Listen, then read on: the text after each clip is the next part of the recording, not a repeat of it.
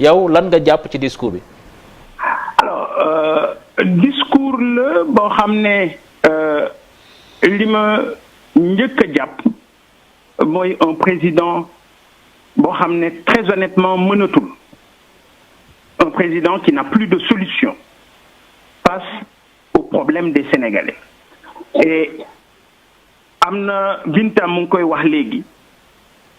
on peut pas injecter 600 milliards pour atténuer le coût de la vie diggante subvention renonciation fiscale augmentation de salaire envoi d'argent et cetera te tey jii la wàllu gën a ay sénégalais yi tey fi ñu doon xaar Macky Sall mooy saafara jafe-jafe yi par rapport au coût cher de la vie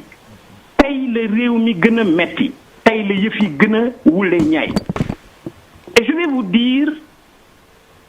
bi ma déggee mu wax loolu dama am gàcce parce que je me suis dit encore voilà une autre manière de manipuler les Sénégalais. Ces politiciens nous ont habitués à des mensonges et je m'explique xam nga quand on nous dit am na 600 milliards yu ñu dugal ci loolu mais ci diggante bi commerçant bu jëlee conteneur bitim réew indi ko Sénégal est-ce que xam nga ne li ñu yokk ci ay taxes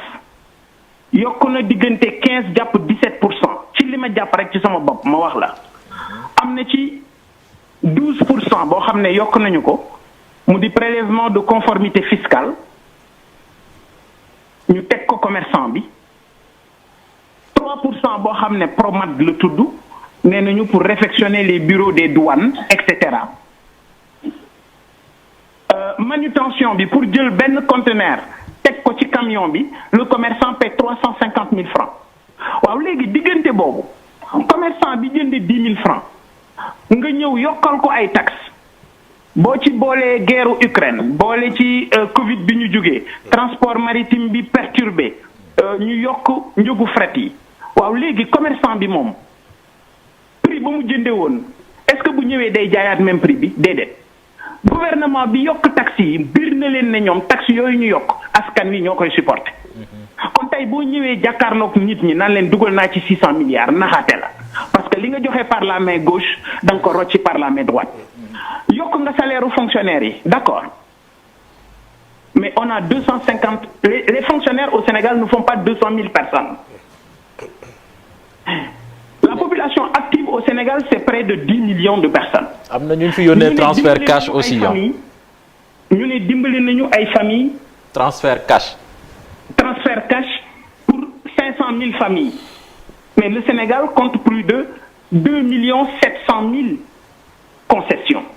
waaw léegi ñi ci des ñoom est-ce que xalaat nañu leen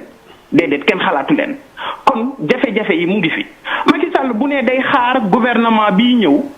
ngir ñoom tamit ñu mën a joyanti waaw xanaa ñooñu ay missiles la ñuy doon gouvernement yi fi nekk pendant 10 ans ils ont été incapables et moom Macky Sall à la tête de solutionner ces problèmes waaw gouvernement buy ñëw pour 16 mois est-ce que ñooñu mën nañu régler suñu problème inondation yi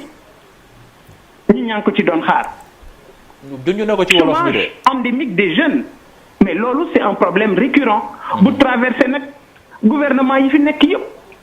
beneen bi nga xam ne des na moom mooy le loyer et loolu c'est un aveu d'échec de taille parce que ñoom jéem nañu ko solutionner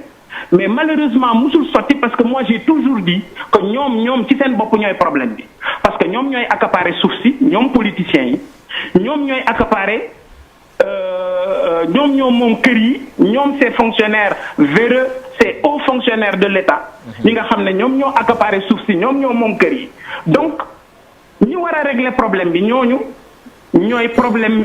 indi problème bi donc du mus a sotti et loolu mooy li ma gëm leneen li nga xam ne gëm naa ne nit ñi ñu ngi ko doon xaar te moom président Macky Sall waxu ci mooy tey ji cette question du 3e mandat parce que tey Sénégalais yëpp jàppoon nañu ne du ñàkk mu mun a jël son courage à deux mains pour dire que par rapport ak li mu fi gis ni mbir yi doxee ni mu kañee la démocratie sénégalaise ni mu waxee ne dina préserver le legs des anciens par rapport à cette démocratie bu nga xam ne nit ñi dañu ko xeex ba yegg si fii man jàppoon naa ne waroon na mun a wax sénégalais yi nag ne leen nag jàpp naa ne danaa respecter constitution bi ci li mu wax ne troisième mandat warul am kon daanaka goût d'inachevé la ñu am. et puis booy xool ba xool mën nga jàpp ne discours bi à la limite mënoon na ñàkk peut-être un communiqué wala waxoon